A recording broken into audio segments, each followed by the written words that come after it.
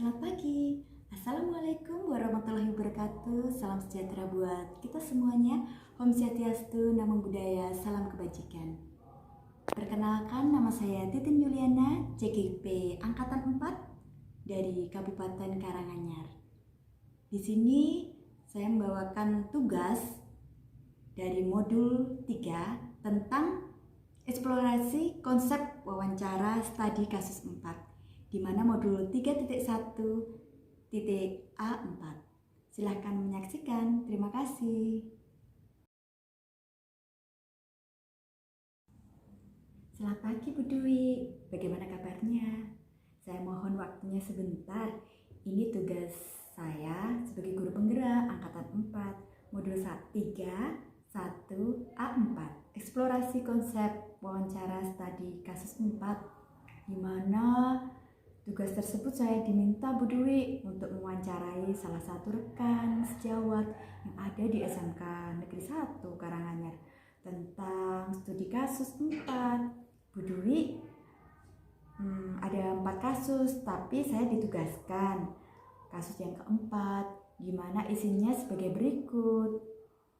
Saya jelaskan ya Bu Dwi, kasus studi 4. Nah, Pak Budiman itu merupakan guru matematika di SMP Karunia. Pak Budiman dikenal sebagai guru yang rajin, ramah, penyabar, dan disukai banyak murid. Suatu hari, saat Pak Budiman sedang mengajar di jam pelajaran pertama di kelas 8A, tiba-tiba datang orang tua salah satu murid kelas 8A, Abdul, di depan pintu kelas 8. Bapak Anwar, ayah Abdul mengacungkan parang sambil berteriak dan memanggil-manggil Abdul agar segera pulang untuk ikut panen ikan di tambak. Sontak Pak Budiman merasa sangat kaget dan takut. Demikian juga dengan murid-murid yang lainnya. Abdul hanya bisa menangis ketakutan dan bersembunyi di pojok kelas sambil berteriak tidak mau pulang. Dalam situasi dan kondisi seperti itu, apakah yang Anda akan lakukan bila berada di posisi Pak Budiman, Bu Dwi? Di mana Bu Dwi dari permasalahan tersebut, Bu Dwi saya minta beberapa pendapat panjenengan, terutama beberapa hal berikut ini.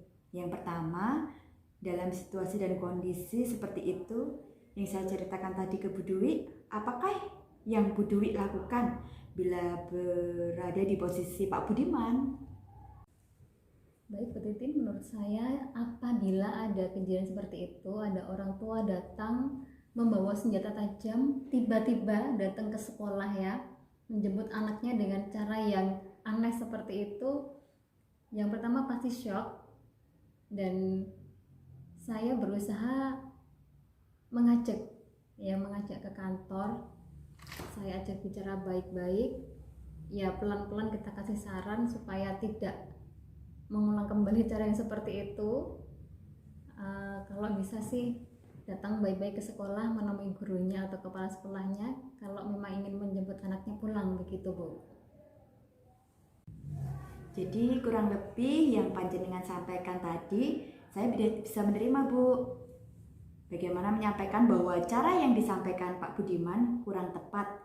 Kemudian dari langkah yang Bu Dwi ambil tadi, ini tentu ada alasan dari keputusan Bu Dwi. Ingin mengajak orang tua tadi ke kantor, bicara baik-baik. Kira-kira alasan apa yang mendasari keputusan Bu Dwi melakukan hal tersebut? Baik, cara tadi itu pertimbangan saya adalah bahwa di sekolah tidak boleh ada kekerasan, tindak kekerasan apapun ya, apalagi sampai ada yang membawa senjata tajam. Meskipun tujuannya baik, tapi kalau di situ ada berbau kekerasan atau pakai senjata tajam, jangan sampai itu terjadi gitu ya. Jadi segala sesuatu kita lakukan dengan pendekatan kekeluargaan. Apalagi jangan sampai ketika pembelajaran berlangsung tiba-tiba kita melihat ada kejadian seperti tadi ya, ada berbau kekerasan itu gitu. Berarti pada intinya Bu Dwi merasa bahwa pembelajaran di ruang kelas atau sekolah tidak ada contoh kekerasan atau hal-hal yang berbau kekerasan di dalamnya. Oke, kemudian yang ketiga, Kira-kira solusi yang Bu Dwi tambahkan kepada orang tua tadi atau Pak Anwar terhadap anaknya tadi, kira-kira Bu Dwi memberi solusi apa ya kira-kira? Solusinya menurut saya kita harus jalin komunikasi yang bagus dengan orang tua. Kita kita ajak berbicara gitu ya.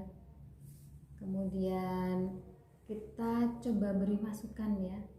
Kita dengarkan dulu kenapa orang tuanya tadi sampai dengan cara seperti itu menjemput anaknya gitu ya. Kemudian kita pelan-pelan memberi pengertian bahwa anak ini tugas utama memang untuk belajar, tapi di satu sisi memang harus membantu orang tua. Jadi kita harus ada proporsi waktu kapan siswa harus belajar, kapan membantu orang tua gitu ya. Memang harus ada porsi membantu orang tua. Kemudian kalau orang tua memang tujuannya baik untuk anak, jangan sampai memperlihatkan tindak kekerasan seperti tadi ya, orang tuanya menjemput anaknya malah ketakutan karena dijemput orang tua, kurang lebih begitu. Berarti pada intinya kuncinya ada di pembagian waktu atau lokasi waktunya, mana yang harus didahulukan dan yang nanti-nantinya.